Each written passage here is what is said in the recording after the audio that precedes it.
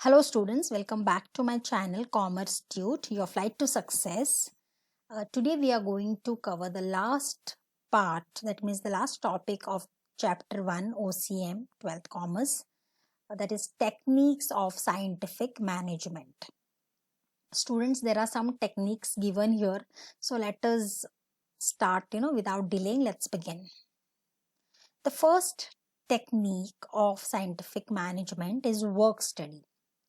Work study that means before giving work, मतलब ये work study जो है you have to study, you मतलब I am talking from the management's point of view, right? So they have to study the work before assigning to the workforce or before giving it to the employees or workers. So that's it. Before assigning the work to the available workforce, proper work study has to be done by the management. Management को उस job का, उस काम का proper study करना पड़ेगा.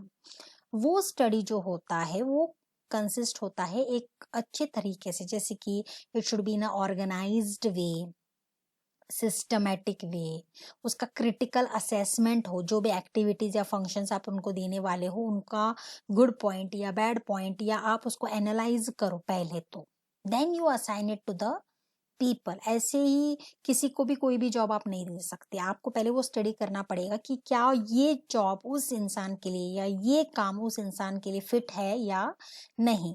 सो work study is based on the techniques such as the following, like time study, motion study, method study, fatigue study.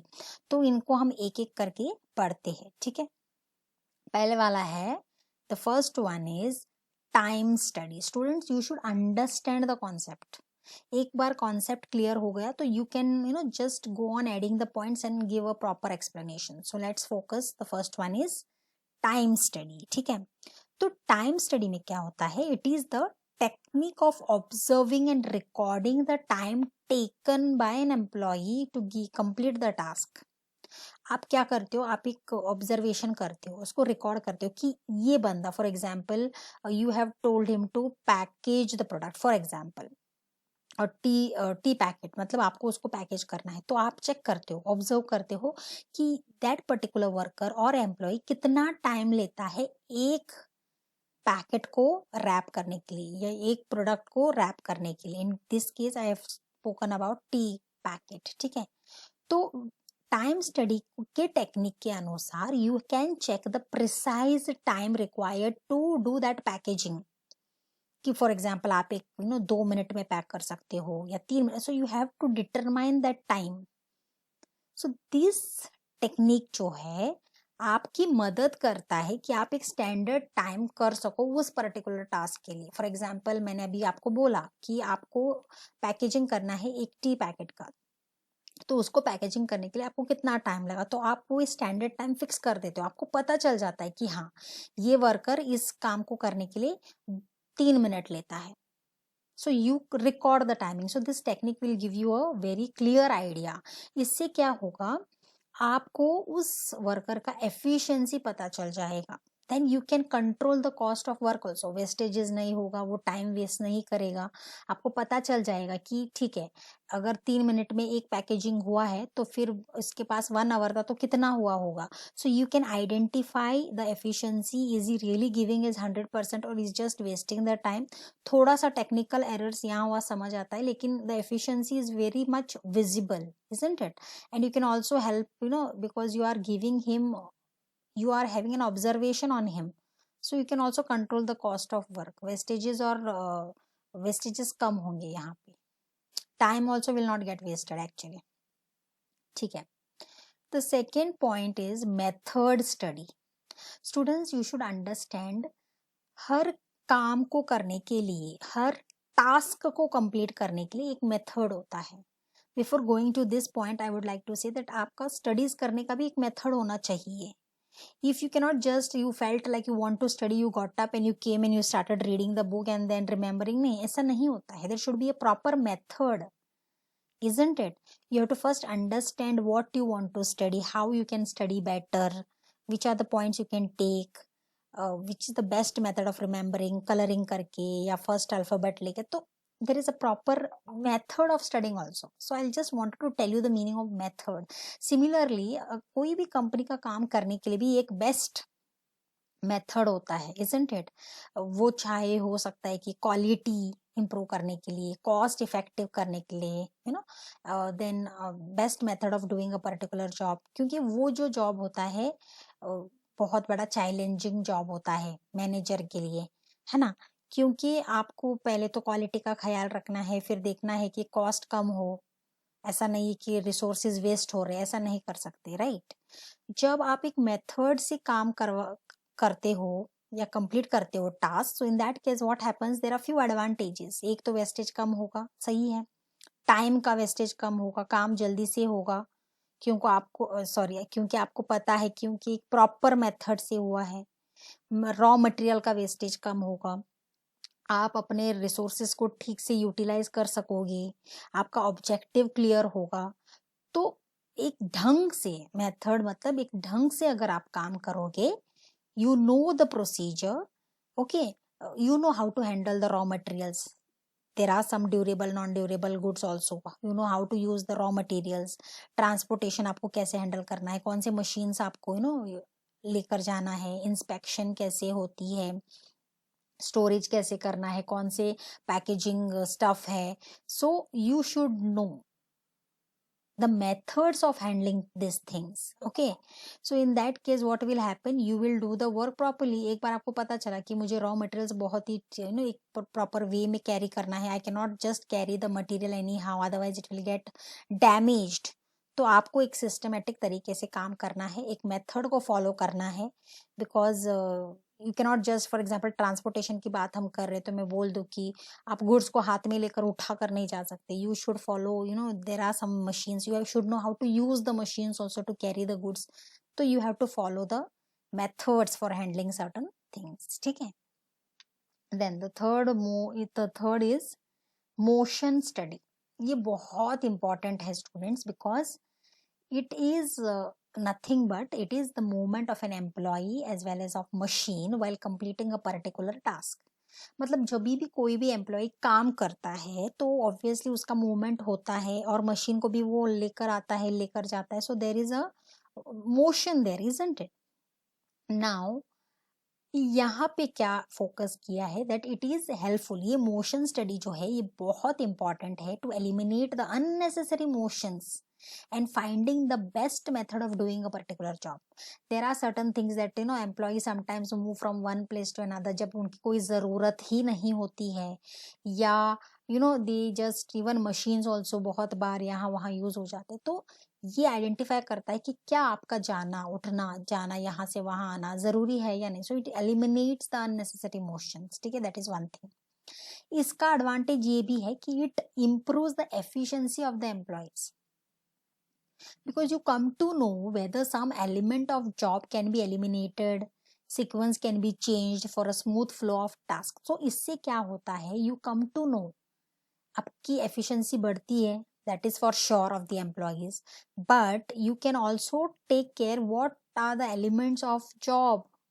और ये एलिमेंट जो है जॉब के, इसकी ज़रूरत है या नहीं है, आपको यहाँ से वहाँ जाना ज़रूरी है या नहीं है, मशीन को लेकर जाना ज़रूरी है क्या नहीं है, या आप एक जगह पे बैठ कर भी वो काम कर सकते हो, सीक्वेंस चेंज कर सकते हो, ये आप कर सकते हो. कहाँ? मोशन स्टडी में.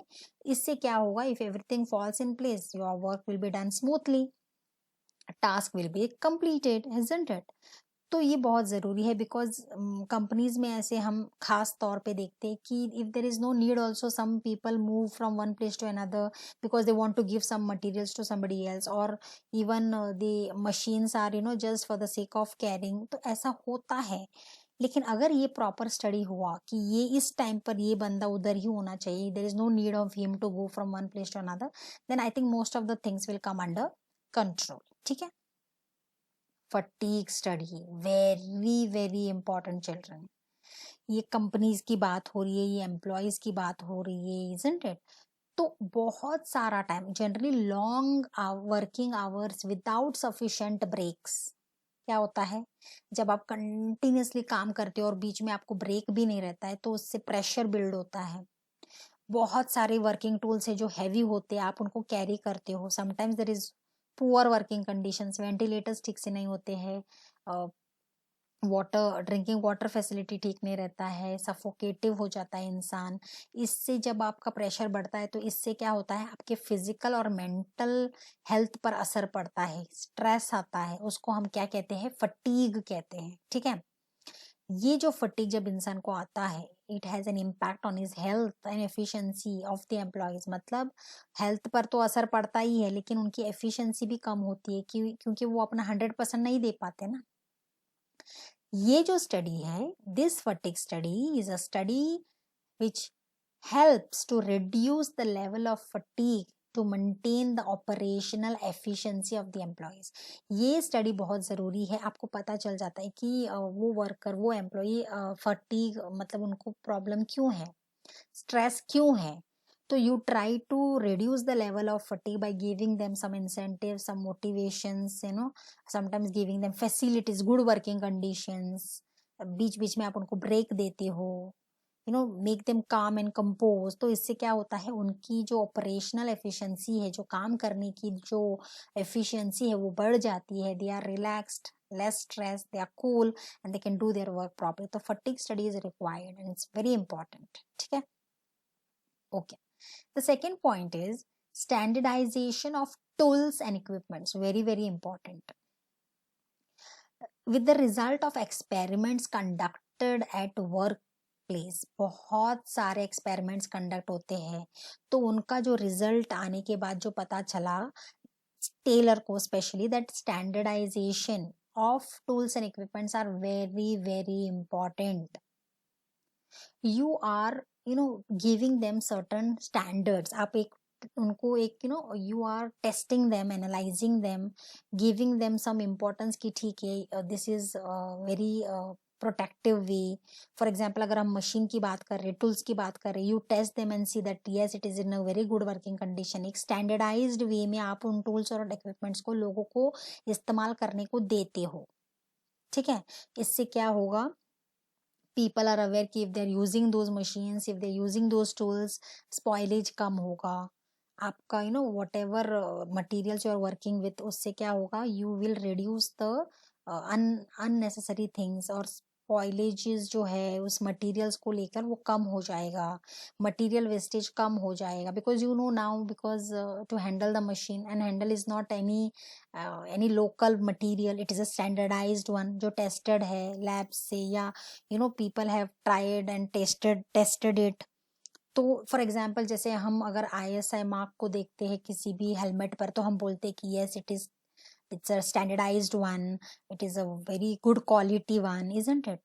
तो हर टूल्स और इक्विपमेंट्स का इन द वर्क प्लेस उनका टेस्ट और उनका एक व्हाट इज से इंस्पेक्शन होना चाहिए। सब कुछ टेस्ट करने के बाद ही it is of good quality, ये लोगों को पता होना चाहिए, उनको वही देना चाहिए वर्कर्स को यूज करने के लिए। इससे कॉस्ट ऑफ प्रोडक्शन भी आपका कंट्रोल में रहेगा, बिकॉज वेस्टेजेस कम हो रहे हैं ना, तो ज्यादा कॉस्ट नहीं लगेगा।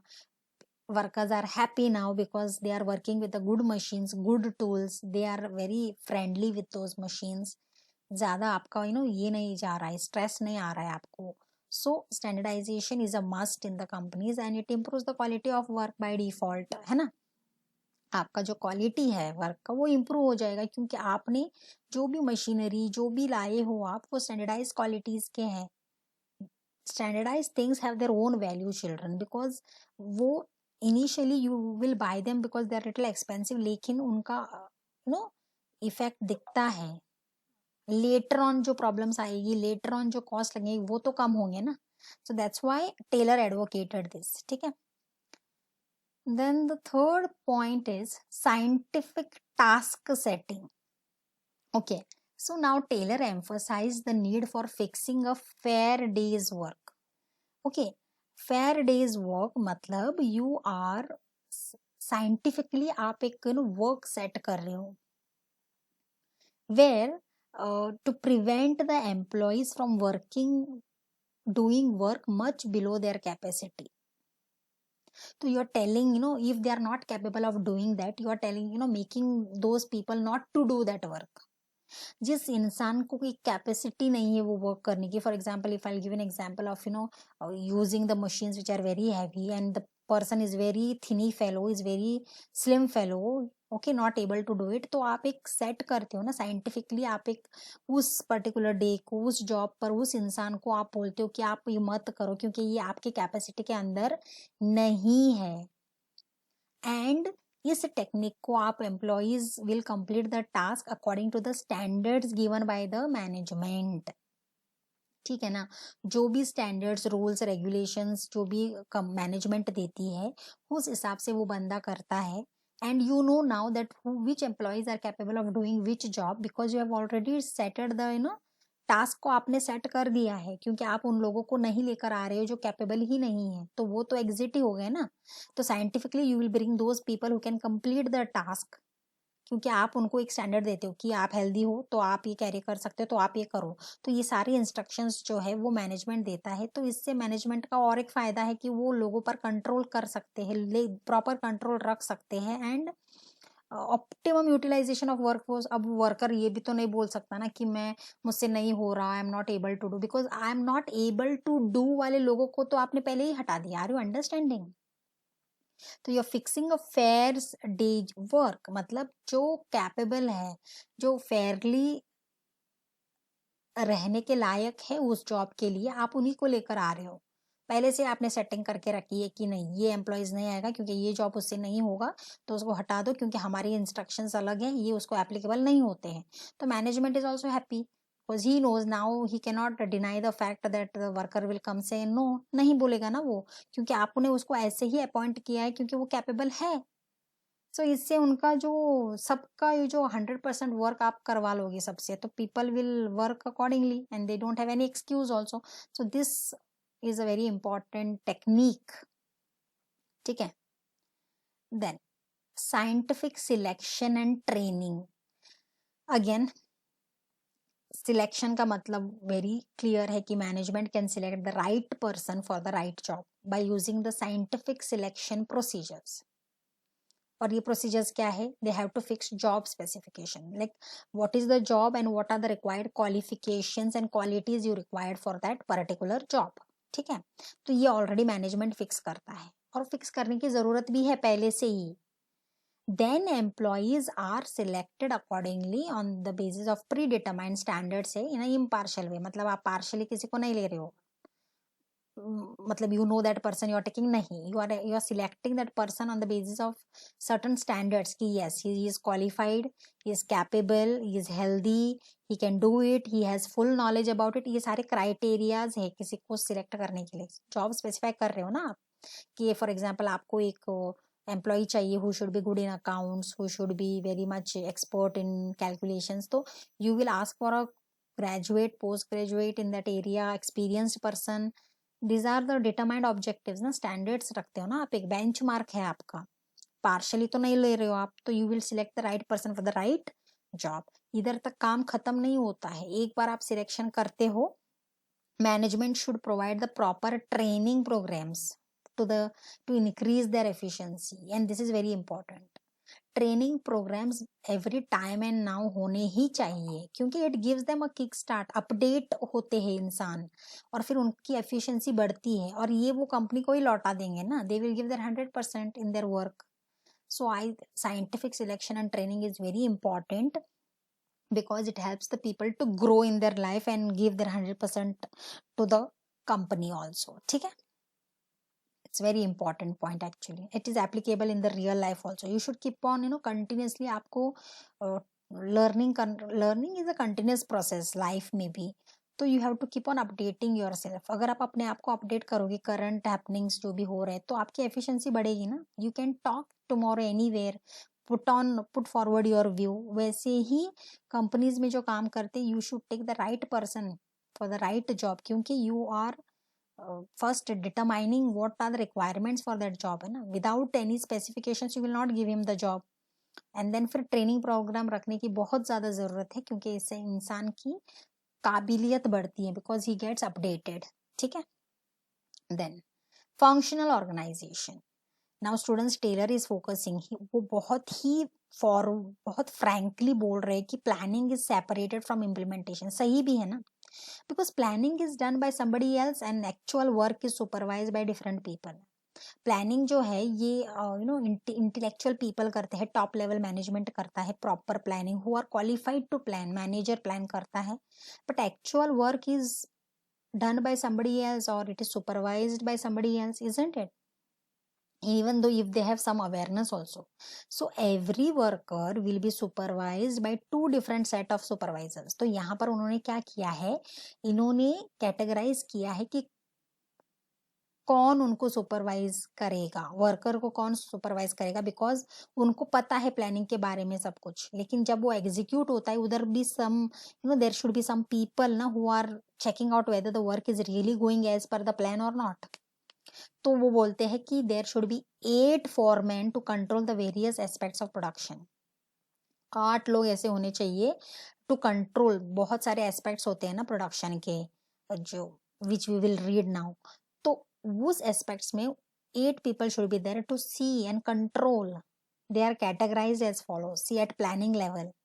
Now at planning level there should be the one person that is called as root clerk. So what he does, this person, he tells how work moves from one machine to other. मतलब ये जो बंदा है, he will tell or inform or instruct the people that how machine moves from one machine, sorry, how work moves from one machine to other. मतलब एक machine में एक, for example there are various machines and there is one person, you have to work first in at the first machine then go to the next. So he will tell you कि first machine में आपको कैसे काम करना है, फिर दूसरे machine में कैसे जाना है, वहां क्या करना है, फिर कैसे. So there is one person who will tell you about this.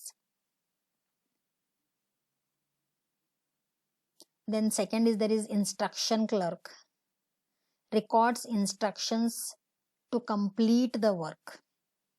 Now he जो भी इंस्ट्रक्शन क्लर्क वो है जो सारे इंस्ट्रक्शंस को रिकॉर्ड करता है, so that you complete the work. It's very simple, children. So root clerk tells how work moves from one machine to other. Instruction, he will obviously record the instructions to complete the work. He should get some guidelines na how to complete the work, so he has to record all the instructions. Time and cost clerk determines time in which work should be completed and work out the cost. तो ये time and cost clerk is very intelligent fellow. What he does कि वो specific time determine करता है कि इस particular time में कौन सा काम complete होना चाहिए और cost कम लगना चाहिए, cost effective होना चाहिए. ऐसा नहीं है कि आप बहुत सारा वेस्टेज कर रहे हो. You should allocate, you optimum use of resources होना चाहिए so that the cost is low. I mean to say the cost is not more, it's cost effective basically. ठीक है.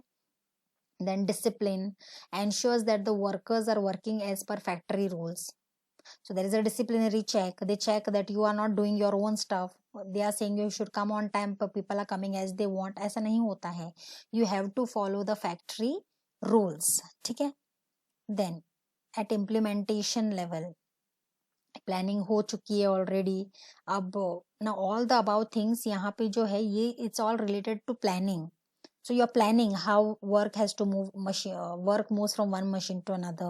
You're planning how instructions should be given to complete the work, how time and cost clerk should work. Plan कर रहे हो आप ये सब. Disciplinary में क्या करना चाहिए लोगों को, अब इसको इम्प्लीमेंट करना है. Okay, now there are different bosses here: gang boss, speed boss, repair boss, inspector. Let's see what they do. अब ये gang boss जो होते हैं ये कहाँ हो रहा है, जहाँ पर actually implementation हो रही है, planning की काम हो रहा है. So gang boss क्या करते हैं, actually gets the work done. Now this person or this people are those people who see that the work is done. It is not that we planned but your execution नहीं हो रहा. You should see that the work is done from the employees or the workers. ठीक है.